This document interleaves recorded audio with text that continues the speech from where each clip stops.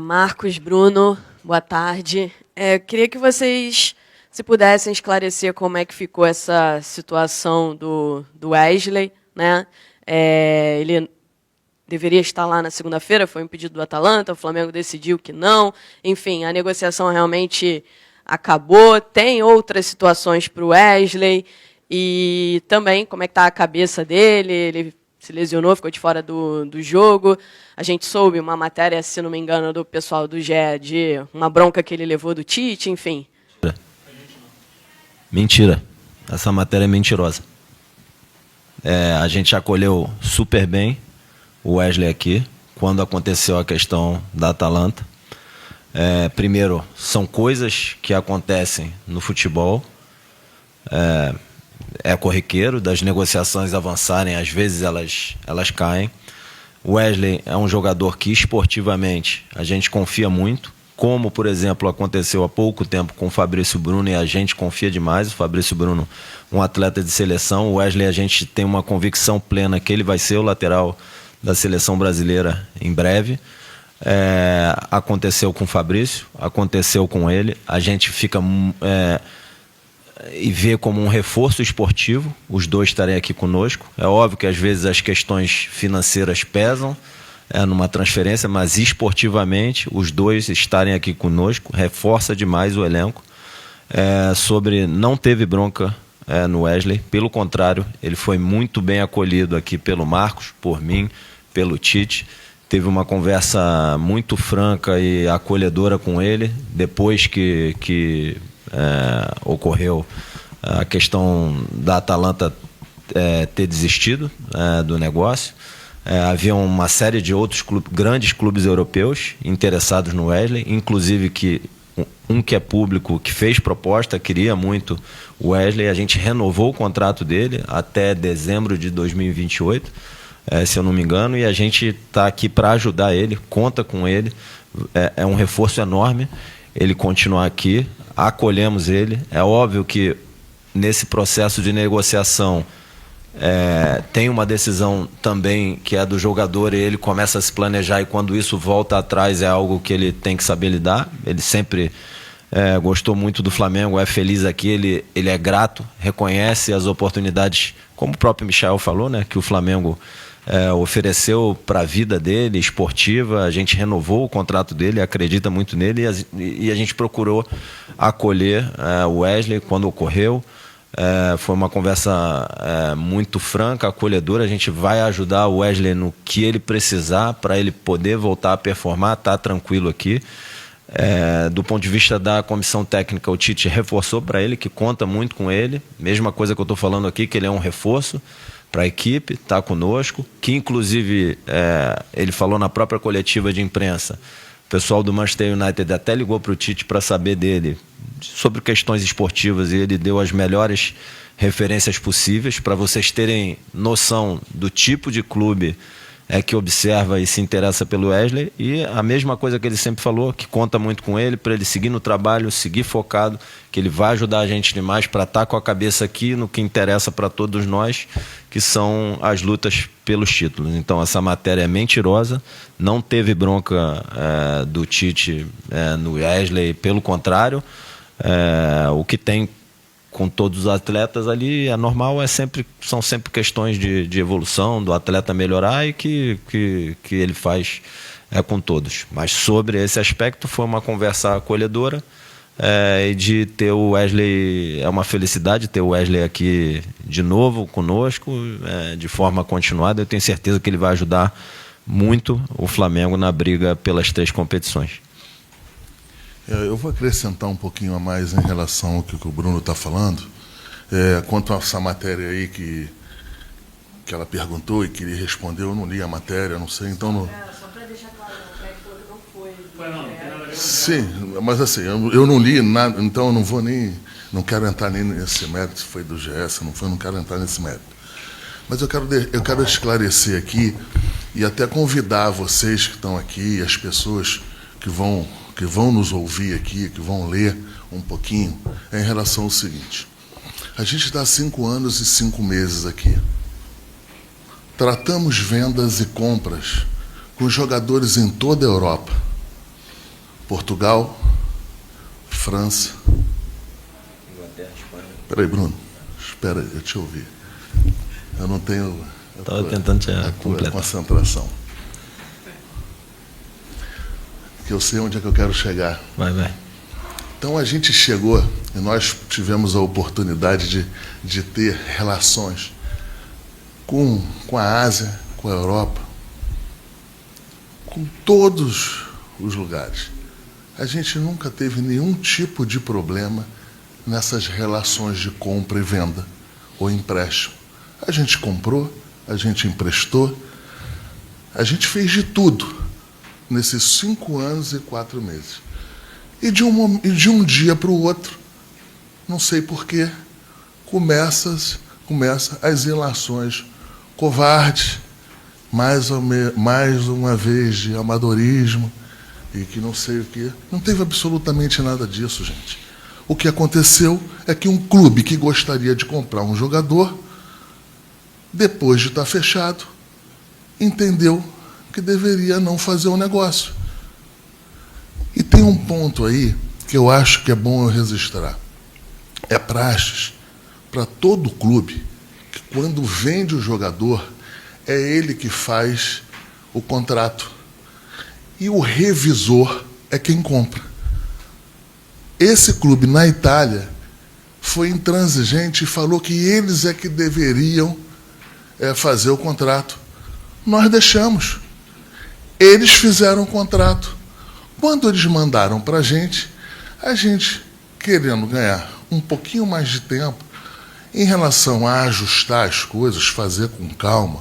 Gente, é uma transação de mais de 15, 20, perto de 20 milhões de euros.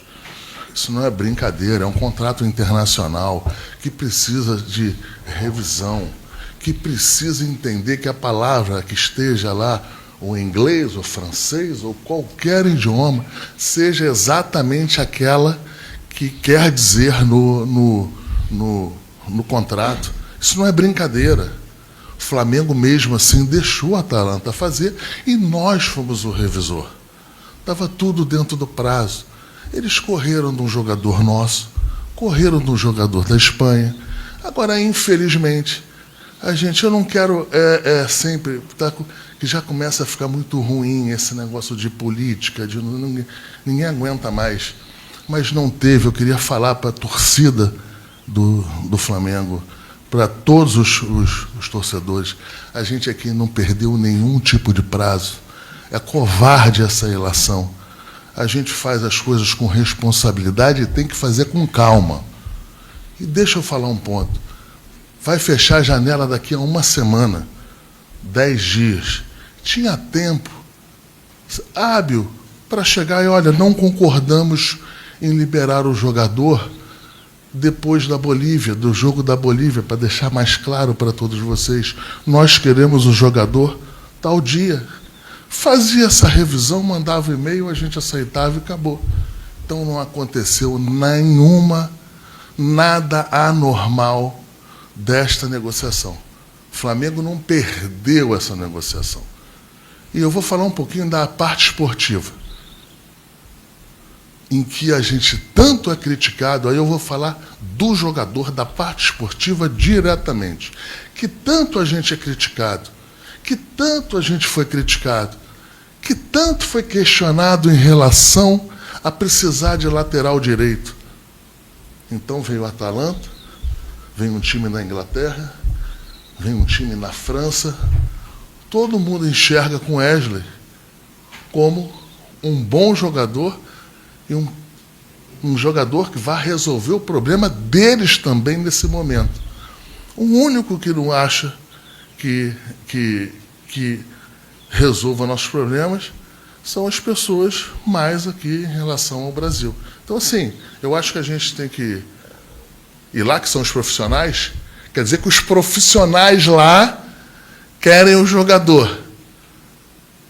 E os amadores aqui têm o jogador que não é do tamanho da prateleira que teria que ser em relação a um titular daqui do Flamengo. Então, assim, eu acho que as coisas estão muito ácidas em relação a tudo isso aí. Flamengo, para deixar claro, Flamengo não perdeu essa venda. O Flamengo foi consultado se venderia o jogador. Nós falamos que venderíamos, fomos autorizados pelo staff do jogador a entrar nessa negociação. Negociamos, ajustamos tudo. E por uma decisão que a gente também respeita do time de não querer continuar, antes de assinar, eles optaram por outro jogador e a vida segue. Isso é uma coisa normal dentro do futebol. É normal essas situações. Então não vem falar aqui que aqui a gente cometeu qualquer situação de atraso. Não. O jurídico do Flamengo não atrasou em absolutamente nada. Estava dentro do seu padrão e dentro da sua responsabilidade. O jurídico não fez nada. O Bruno Spino, como diretor executivo, fez todos os processos, todos os protocolos que ele deveria fazer na segurança que ele tem, porque é ele que mete a caneta também junto com o presidente, para que a negociação seja segura e seja importante. Então, foi isso que aconteceu. Então, sim, eu até fiz questão de falar depois do Bruno para deixar claro para a torcida do Flamengo, os conselheiros do Flamengo, que não teve nenhum tipo de problema nessa negociação. Apenas o negócio não foi na frente, como milhões de outras negociações não foram. O Flamengo mesmo deixou de ir numa negociação num jogador que estava bastante avançado há 2 anos atrás, 3 anos atrás. Isso acontece. Então, só para deixar claro que os profissionais aqui dentro, o Bruno Spino, o diretor jurídico, todo mundo aqui trabalhou de uma maneira correta e certa, dando a celeridade possível para a segurança da negociação aqui que deve ser feita no Flamengo. Boa tarde, Braz, Spindel, Gilberto Júnior, canal Flamelo. Queria que vocês comentassem, de fato, há algum acerto com o Southampton pelo meio Alcaraz e se algum jogador do Flamengo vai ser incluído nessa negociação. Obrigado. Olha, a gente pensou muito em vir dar essa entrevista, porque o que eu passei para eles aqui, que a gente iria fazer uma entrevista após a janela, para deixar claro todas as posições de fazer. Então, é muito ruim responder essa tua pergunta agora por um simples motivo. As negociações estão em curso, existem várias situações, como colocar ou não algum jogador nesta negociação. Então, eu entendo a tua pergunta, mas eu gostaria que você entendesse que esta pergunta que você fez, que a gente não precisasse responder, só por esse ponto aqui, que é uma negociação que está em curso, mas que procede o que o Flamengo quer em relação ao jogador. O Flamengo entende que é um jogador que vai nos ajudar muito. Boa tarde, Braga. Boa tarde, Bruno. Queria perguntar para vocês, eu sei que é questão médica, mas assim, o Dorival convocou hoje o Pedro. O Gerson a gente sabe que está em totais condições, mas o Pedro ainda está no processo de recuperação. E pelo que a gente apurou e pelo indicativo, me parece que o Pedro vai conseguir voltar a jogar talvez nessa próxima semana, um pouquinho antes do esperado. Queria saber se vocês podem nos comunicar o que vocês escutaram do DM, da comissão técnica. E só para deixar claro aqui, pessoal, só para a matéria que a Raíza falou, até pediu ali, mas a gente não estava no microfone, sobre o Wesley, sobre bronca no Wesley, não foi do GE, deixando claro com o veículo aqui. Tá? Obrigado, Marco. Obrigado, Bruno. Mas foi de quem é a matéria? Só pra... Eu não li. Eu não li. Você sabe de quem foi, Raíssa? Sabe de quem foi? Eu não li, então eu não vou falar o que... Hã? Globo. Vamos lá, sobre o Pedro. A CBF, como outras confederações, elas, para cumprir com as regras da FIFA e entendendo os processos das seleções, elas fazem uma convocação de uma lista larga, para que porque pela regra, para o clube liberar o atleta, tem que ser feita a convocação 15 dias antes da data FIFA. Nesses 15 dias pode acontecer alguma coisa e ter que substituir um atleta, então eles fazem uma convocação de uma lista larga, notificam o clube desses atletas que foram convocados. No caso da seleção brasileira, na lista larga, estavam Ayrton, Fabrício, Gerson e Pedro. Se ocorre alguma questão médica, eles escolhem algum jogador ali que está dentro da lista e o clube tem que liberar porque foi convocado dentro dos 15 dias. Então, os 4 foram convocados. O Pedro está num processo de recuperação. O nosso departamento médico, ele fez 2 exames, se eu não me engano. Nosso departamento médico, a prática do clube é nunca dar prazo de recuperação, porque tem uma questão humana da reação do atleta, os tratamentos, e cada ser humano reage, cada atleta reage de um jeito. A gente espera que o Pedro possa se recuperar o mais rápido possível. O DM e o atleta, o Pedro, estão trabalhando dia e noite. Ele estava aí, chegou cedo aí para tratar, está evoluindo bem. E assim, trabalhar todo dia, dia e noite, para que ele possa estar em campo o mais rápido possível. Eu acho que até na própria entrevista da convocação, a CBF deixou claro que, caso ele não esteja apto e em condições, ela vai convocar um outro jogador que esteja na lista larga para substituir o Pedro. Acho que isso é meio claro e óbvio, que se ele não tiver em condições clínicas e apto para jogar, não está apto para jogar no Flamengo, não está apto para jogar na seleção, mas ele e o DM estão trabalhando dia e noite para que ele possa estar apto a ajudar o Flamengo o mais rápido possível. Braz, Bruno, boa tarde. Queria perguntar sobre o Fabrício. O Marcos falou um pouquinho ali sobre a negociação e sobre os reforços esportivos que ele e o Wesley são para vocês não saindo. Ainda tem possibilidade de chegar, ou se tem alguma coisa ainda que possa pintar para que o Fabrício saia nessa janela, ou assim como o Wesley já é definitivo que ele segue ao fim dessa janela? Não, essa questão aí do Fabrício é uma questão em que a proposta ela ainda não chegou. Ela chegou num primeiro momento, precisava ser feito um ajuste normal dentro do que sempre é feito aqui nas negociações, e a gente passou quais eram os ajustes que precisavam ser feitos, e isso já tem bastante tempo. Ao que eu tive de acesso, mas por imprensa, e aí eu não sei qual é a veracidade disso, é que esse clube estava indo na direção, ou foi na direção de um outro jogador. E aí eu não sei se isso aí fez com que eles esperassem mais um pouco para depois decidirem. Eu não sei a que ponto está, se isso já se resolveu. Mas a questão central aqui é que a gente ainda não teve, já tem bastante tempo isso, um retorno do clube francês, nem dos empresários, efetivamente, com uma proposta como foi feita a da Inglaterra, em que o Flamengo se colocou na mesa, o Flamengo cuidou dos interesses dele junto com o jogador, e, num segundo momento, o jogador entendeu, junto com o seu staff, que não deveriam seguir em frente a essa negociação e não foram para a Inglaterra. Então, a situação hoje do clube francês, ela é bem diferente, é um pouquinho diferente da que eu acabei de expor aqui com o time inglês. Marcos, tudo bem? Bruno, diante do enorme desgaste do elenco que o Flamengo tem sofrido, das lesões, é possível vocês, como diretoria, ter uma conversa com a comissão técnica, estabelecer algum tipo de prioridade entre as competições? Como, por exemplo, você tem a Copa do Brasil agora, e no dia 12 vai ter a volta contra o Bahia, 2 dias apenas da volta dos jogadores das seleções, né? Vocês têm muitos convocados seleções estrangeiras e agora os 2 pela seleção brasileira.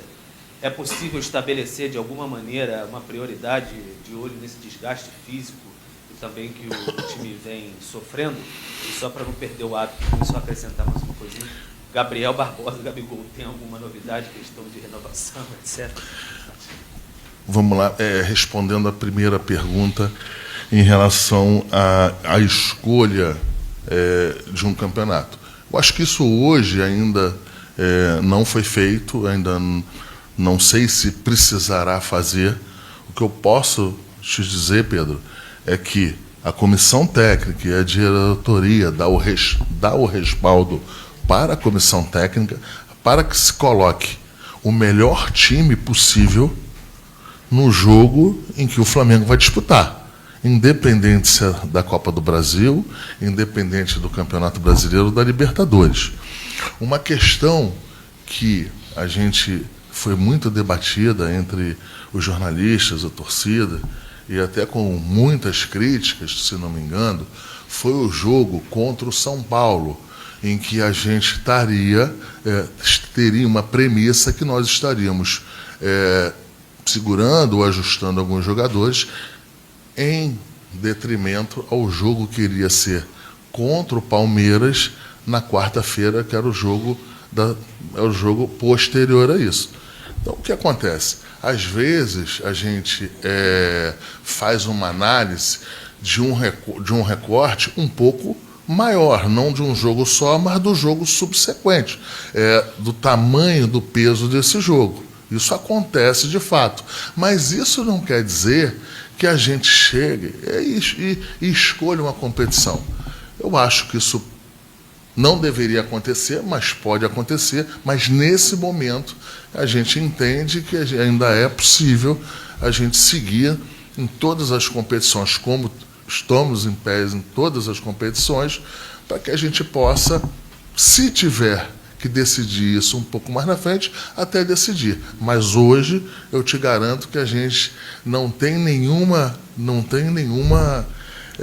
decisão de diretoria ou um encaminhamento de diretoria para que o campeonato A, B ou C seja o de interesse de fato para o Flamengo. O Flamengo tem um carinho e tem o interesse de ganhar todos os três.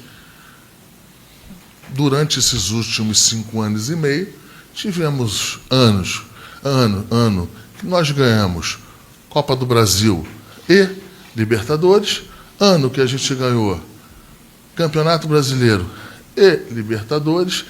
Enfim, então teve ano que a gente só ganhou o Brasileiro, teve um ano que a gente não ganhou nada. Então, assim, nesses 5 anos e 4 meses aí, com mais de 13, 14 títulos, a gente ganhou em conjunto sempre, na maioria das vezes, com o outro. Então, assim, não tem absolutamente nada em relação no dia de hoje. Deixa eu só complementar assim, uma coisa que eu acho que é para dentro da linha que o Marcos falou, e para que as pessoas possam entender um pouco melhor.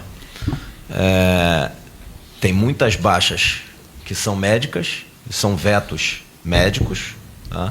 Tem as questões por cartão e, como o Marcos falou, o treinador e a comissão técnica sempre vão tentar colocar em campo a melhor equipe. O que quer dizer que a análise da questão física do atleta, e aí eu não estou falando da questão médica, da questão física, entra na análise do treinador e da comissão sobre quem eles vão escalar. Toda vez que um atleta joga 3 jogos em 6 dias, em alguns isso é mais acentuado, em outros é menos, e eu não estou falando de risco de lesão. Isso vocês podem pegar, isso aconteceu com o Palestino, isso aconteceu, se eu não me engano, no Red Bull, tem Cuiabá. Sempre o terceiro jogo em 6 dias, quando o atleta joga 100 minutos no primeiro jogo, tem 3 dias de intervalo, depois tem só 3 para o terceiro jogo, o rendimento cai demais. 2 de folga, mas o jogo é no terceiro. O rendimento cai demais. 3 jogos em 6 dias, o rendimento cai muito. E aí, o treinador e a comissão têm que tomar uma decisão de quem eles julgam, levando em conta a questão física, que não é médica. Médica é veto. Então, vou dar um exemplo. Assim, tem questões que são fora do nosso controle. No nosso entendimento, o árbitro errou antes do jogo do São Paulo, ao dar um cartão amarelo para o Luiz Araújo. Porque acho que ele fez uma análise tática ali, estava entrando o Matheus Gonçalves, ele deve ter achado na cabeça dele o Matheus Gonçalves é extremo, o Luiz é extremo, então vai entrar um extremo no lugar do outro. O Luiz estava caminhando ali, ele quis coibir uma eventual cera do Flamengo, falou sai rápido, e aí deu o cartão amarelo para o Luiz. Deve ter se confundido quem estava substituindo, ele foi suspenso, estava programado para ele jogar contra o São Paulo, tirou um jogador nosso importante do jogo contra o São Paulo. Contra o Botafogo, o Luiz estava se queixando de dores, é uma questão médica, ela não é física. Ele tratou, foi pós o jogo com o Bolívar, né? O jogo foi quinta, ele tratou sexta, tratou sábado, amanheceu domingo tratando aqui no CT. Até a hora da preleção, se esperou para que ele pudesse evoluir, não evoluiu. Ele foi cortado da relação do jogo. E aí você já não tinha Vinha, você não tinha Cebola, você não tinha Arrasca, não tinha Pedro, não tinha Eric suspenso, juntou o Luiz e depois tinha alguns outros jogadores que tinham uma... Então, a maioria das vezes a condição é clínica e depois, para analisar a escalação, a questão física do que se avalia que o atleta vai ser capaz de desempenhar no jogo é levado em conta para a decisão do treinador de escalar o melhor time possível. Um jogador que está descansado, e aí 4 dias faz toda a diferença do mundo em relação a 3. Então, no 4º dia, o atleta já se sente muito melhor do que no 3º dia. Então, isso faz toda a diferença do mundo para o treinador tomar a decisão dele. E aí, por exemplo, vamos para o jogo de domingo e de quarta. A gente veio da Bolívia. Cheguei em casa, devo ter chegado em casa às 7h30 da manhã, né? Os atletas também. São 3h40 de voo. Muita gente passou mal lá. Teve o caso do Tite, que foi tratado pelo doutor Fernando Bassan, está lá no Copstar, foi medicado, regrediu a questão ali da arritmia. Enfim, estamos todos aqui, cuidando e acompanhando a questão do Tite para que ele possa estar com saúde bem o mais rápido possível, acompanhando aí, dando todo o apoio a ele e à família dele. Mas muita gente voltou passando mal. Pós um jogo desse, com a intensidade que foi, com o desgaste emocional que é de um jogo eliminatório, chega todo mundo sem dormir. Eles se apresentam agora à tarde, e daqui a 2 dias a gente já tem que jogar com o Red Bull no Maracanã, viajar para Salvador. Lá a gente estava jogando abaixo de 10 graus, a 4.000 metros de altitude, vai jogar no calor lá em cima, com 2 horas de voo, e depois também voltar de Salvador para jogar com o Corinthians domingo. Mas, de novo, você vai ter um jogo quinta, um domingo e um quarta. Quem jogar quinta e domingo pode ter certeza que na quarta-feira a probabilidade do desempenho desse atleta que jogou quinta e domingo nessas condições de 4.000 metros de altitude, viagem de 4 horas para ir, 4 para voltar, sem dormir, eles não são robôs. Eles não são robôs. Essa situação afeta o desempenho dele. E o treinador, a questão clínica e da saúde é óbvio que ele está sempre atento, mas quem dá essa recomendação é o departamento médico. O treinador está sempre olhando a questão do desempenho. E não dá para qualquer ser humano friamente, se tiver um pouco de frieza e racionalidade, vai ver que essa questão afeta. Eu sei que o Palmeiras e o Botafogo passam por isso também, mas quando a gente vai tocando aqui nos pontos que todos falam, quando a gente vai analisar performance, desempenho, resultado, o Flamengo está vivo nas 3. O Flamengo está classificado para as quartas de final da Copa do Brasil, está classificado para as quartas de final da Libertadores e está vivo no Brasileiro. Ali o Botafogo é o líder, né? O Flamengo, se for olhar por pontos perdidos, tem 2 pontos perdidos a mais do que o Botafogo. O Fortaleza, por pontos perdidos, ali é o líder. Então, assim, o Flamengo acho que é o único clube que está perto ali da liderança e vivo nas 3, né? Então, eu sei que todos têm os mesmos problemas. O nível de exigência e de pressão do Flamengo, e assim, a pressão para todos nós aqui é um privilégio. Acho que é um privilégio para todo jogador que está aqui, para o Marcos, para mim, para todos os funcionários, para o Tite. Essa pressão por desempenho, por resultado, é um privilégio para todos nós. Assim, é óbvio que não é fácil lidar com a pressão, mas é um privilégio, assim, é uma coisa que a gente gosta para a nossa vida, essa cobrança, essa expectativa de demandar de todos aqui um resultado à altura da expectativa do torcedor. Mas pode ter certeza que no Flamengo, 80 jogos no Flamengo, com a pressão de ganhar todos os jogos e ser campeão de tudo, é muito diferente de 80 jogos em determinados outros clubes. Em alguns clubes. Então, agora, é nosso trabalho lutar, tentar atender essa expectativa, é nosso desejo. Todo mundo aqui quer ser campeão das 3. Eu acho que isso ocorre também na cobertura. Né? O jornalista que cobre o Flamengo ali, em 80 jogos no ano, acho que ele tem uma demanda, uma pressão um pouquinho maior de um jornalista que esteja acompanhando outro clube.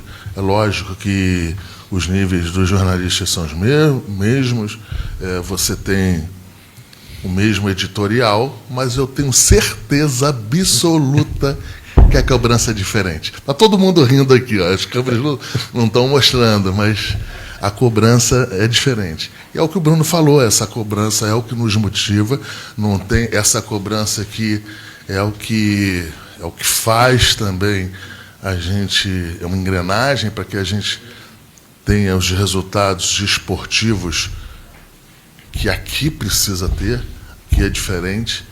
Então, enfim, mas a gente tem alguns limites em relação a tomar algumas decisões em alguns momentos, e isso passa aí nesse tema que a gente está abordando aqui. E só para completar, para dar um exemplo dessa pressão, né? O Flamengo investiu, até o momento, 190 milhões de reais na janela. Tá? A gente estima que o Botafogo investiu quase 600. Tá? Quando você bota... Na janela não, no ano, tá? Nas 2 janelas. Você pega o Igor Jesus e o Alan, que são atletas que vieram do mundo árabe, que vieram livres. Você achar que não tem um investimento, chega a ser uma ingenuidade enorme, assim, achar que o Botafogo não investiu um valor considerável para trazer esses atletas. Quando você faz a conta, considerando impostos e comissão, que é como o Flamengo divulga no seu balanço, quando você fala que o Flamengo investiu 190 milhões, você tem os impostos. Quando você compra um jogador de fora do Brasil, você tem que pagar 18% de imposto sobre as remessas que você faz para pagar o direito econômico desse jogador. E tem o comissionamento, que é praxe no futebol, que é a remuneração dos intermediários e dos agentes. O Flamengo divulga no balanço o custo total dessas transações, incluindo impostos e comissões. Quando você vai fazer a conta ali pelo que o Botafogo fez, ele deve ter investido quase 600 milhões de reais. E sempre se falou que o Flamengo investia muito, não sei, que o Flamengo não é a maior folha, o Flamengo não é o maior investimento, eu não estou reclamando. É um privilégio a gente ter essa pressão, essa cobrança, a gente está vivo nas 3, estamos lutando pelos 3. E agora... Está informando. Estou informando que é um investimento 3 vezes do tamanho do Flamengo. A folha com certeza é superior à do Flamengo, não tem transparência, mas com certeza é superior à do Flamengo. E eles têm que performar também, têm que conquistar título. Só que aqui o nível de pressão é diferente. A gente gosta, é o que nos move, faz a gente acordar cedo todo dia para trabalhar de noite, de madrugada, para trazer alegria para o torcedor. E aqui, quando ganha, é diferente também. Então, quando se ganha, quando se conquista título no Flamengo, é algo assim que você leva para a sua vida. Vocês viram a emoção do Michael aqui, falando isso. Acho que é algo único na vida de qualquer um participar desses momentos aqui no Flamengo, e com os atletas, com o treinador, comissão técnica. Não é diferente. O Marcos e eu, estou falando por ele, que eu sei porque a gente conversa muito, né? A gente é muito grato pelos momentos assim que a gente vive aqui no Flamengo e pelas oportunidades que a gente tem de estar nos nossos cargos. Não tem nada. Boa tarde, Marcos, Bruno. Jogo rápido aqui, eu sei que é uma questão muito mais médica, mas só para saber se já há uma definição no departamento de futebol em relação à presença do Tite no jogo de domingo, se isso vai ficar... Provavelmente ele não irá estar em campo. Próxima pergunta. Braz, Espino, boa tarde. O Flamengo acabou recebendo a notícia, né, que o Pedro e o Gerson foram convocados, provavelmente os uruguaios e o Pulgar também devem ser convocados. E a data FIFA, o último jogo, né, dessas seleções, é no dia 10, numa terça-feira, e o Flamengo enfrenta o Bahia no Maracanã no dia 12, ou seja, 48 horas depois. O Flamengo pretende pedir algum adiamento do jogo para a CBF, já que os jogadores que foram convocados vão ter cerca de 48 horas apenas de descanso? Não, os jogadores da seleção brasileira retornam direto para o Rio de Janeiro, no voo da CBF, e os demais a gente vai avaliar o que fazer em relação à questão logística. Não tem data útil no calendário para que um remanejamento seja feito, e a gente vai ter que encontrar as nossas soluções para vencer mais esse desafio. Falar qualquer coisa diferente disso seria leviano com o torcedor. Não tem o que fazer em relação a isso, é só fazer a melhor logística possível para que os atletas possam estar à disposição na melhor condição possível para o Tite tomar as decisões que ele tem que tomar para esse jogo do dia 12. Aqui, ó. Alan Santos, do BTB Esportes. Boa tarde, Marcos Braz e Spindel. Hoje eu tive a oportunidade de falar com o técnico Dorival sobre o problema do calendário do futebol brasileiro. A gente vê que o Real Madrid, por exemplo, vai passar de 70 jogos nessa temporada e vai ter que fazer ali algumas mudanças. Ele falou sobre fazer também uma concessão, conversar, sentar. Quero saber de vocês também qual seria o caminho para chegar para os melhores, para o clube e também para a seleção.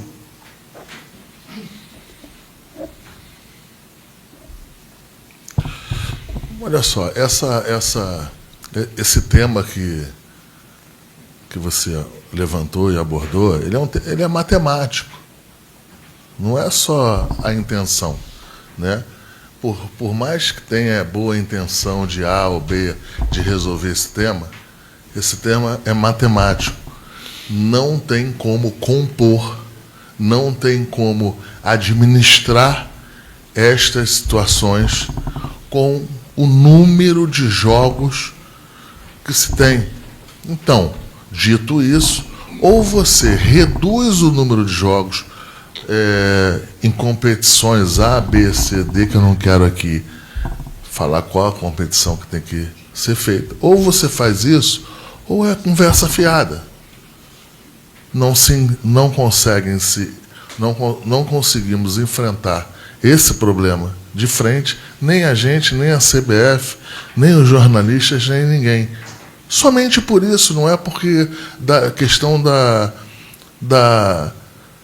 de você interpretar qual é a melhor competição, é matemático. Você não consegue ajustar os números de jogos. A gente entra ano, sai ano, entra em entrevista, sai em entrevista. O tema em relação a isso é o mesmo. Quando tem e quando o jornalista vai perguntar em relação ao técnico que é da seleção, por acaso hoje é o Dorival, que teve uma longa passagem em clube, ele sabe como é difícil, mas qual é o tema, o que ele fala? Que a seleção brasileira é importante. Se você pegar um técnico que não esteja na seleção brasileira, ele vai falar que os clubes é que pagam o salário, que os clubes é que investem, que o clube também é importante. Então, assim, eu não acredito no bom senso. Infelizmente, nesse tema, eu não acredito em bom senso, porque não é questão de bom senso, é questão de matemática. Não temos como ajustar o calendário nacional nessa enormidade de jogos em que a gente é submetido. A questão central desse ponto, eu acho que o que mais coloca a lupa nessa situação que você acabou de falar é a seguinte: das principais ligas, eu falo isso reiteradamente, porque eu acho que é importante, das principais ligas do futebol mundial, Inglaterra, Espanha, França, Brasil, Argentina, na Europa inteira, na Ásia inteira, qual é a liga que não para o seu campeonato nacional? É o brasileiro. Então, o Brasil está certo e o mundo todo está errado. O inglês, o francês, o português, o espanhol. Não tem como. Ou a gente enfrenta isso de frente, dizendo o seguinte, não temos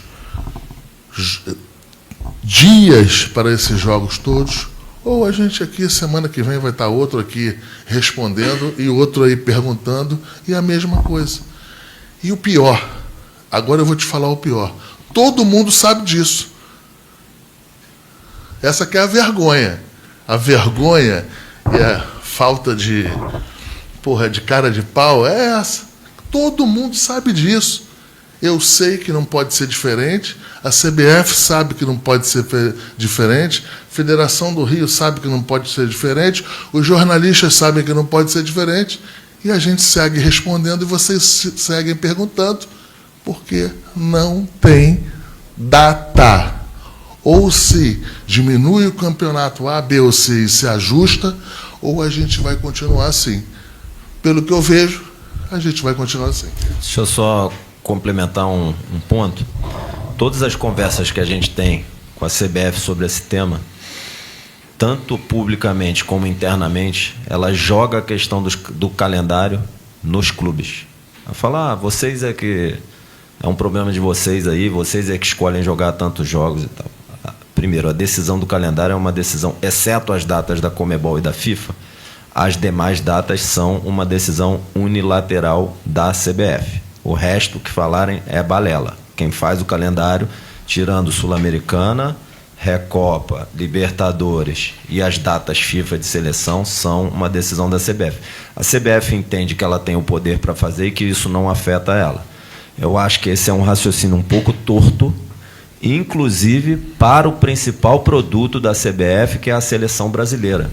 Quando eu era garoto, quando eu era adolescente, eu gostava de ir ao Maracanã para ver a seleção brasileira, para ver o Zico vestir a camisa 10, para ver o Júnior, o Leandro, o Adílio, o Andrade, Moser, ou depois o Juan, enfim, uma série de outros jogadores do Flamengo vestindo a camisa da seleção brasileira. Toda vez que um atleta nosso é convocado, a gente, como direção, como funcionário do clube, todos aqui ficam muito felizes com a convocação de qualquer atleta para qualquer seleção. Pelo lado humano do atleta, pela realização dele, pela relação que a gente tem com eles, e pela chancela do nosso trabalho. Por outro lado, traz um prejuízo esportivo enorme para o clube, de sobrecarregar ainda mais o atleta, de trazer risco de lesões e tirar eles de jogos importantes. Por exemplo, os 9 jogos da Copa América, o jogo contra o Inter, que vai ser dentro de uma data FIFA, e o jogo com o Atlético Mineiro. Então o Flamengo vai jogar 11 jogos do Campeonato Brasileiro sem todos os seus atletas que estiverem nas seleções. A CBF acha que isso não tem consequência para a seleção brasileira, ela está enganada. Quando ela faz isso, e você tem um jogador do Atlético Mineiro na seleção, prejudicando o Atlético Mineiro, você tem jogador do Flamengo na seleção, na questão esportiva, prejudicando o Flamengo em 11 datas do Brasileiro, e se Deus quiser, em 2 da Copa do Brasil, ela está arranhando a relação da seleção brasileira com os torcedores do Flamengo, com o torcedor do Atlético Mineiro, com o torcedor do Palmeiras. Ela está causando dano para o produto dela. Ela não enxerga isso. Com o tempo, depois que já não tiver mais o que fazer e não tiver como reverter, e que a imagem da seleção brasileira estiver totalmente desconectada do povo brasileiro, ela vai querer voltar atrás, não vai dar mais tempo. Mas assim, a CBF empurra com a barriga, diz que não é problema dela, mas tem consequência para o principal produto dela, que é a seleção brasileira, e não tenha dúvida que cria antipatia para o principal produto dela. Ela não enxerga assim. No meu entendimento, a CBF tem uma visão completamente torta sobre esse assunto. O assunto calendário deveria ser da CBF também, não simplesmente ficar falando, não, isso é uma decisão dos clubes, joga no colo do clube. No final das contas, quem faz o calendário é a CBF. Os clubes não têm a menor ingerência no calendário. Zero. Quem falar que tem É mentira, os clubes têm zero ingerência no calendário brasileiro. Quem faz o calendário é primeiro a FIFA, depois a Conmebol, depois a CBF. Os clubes não mandam nada no calendário. É isso, gente. Muito obrigado, Marcos. Algo mais? Não? Muito obrigado, Marcos. Muito obrigado, Bruno. Até a próxima.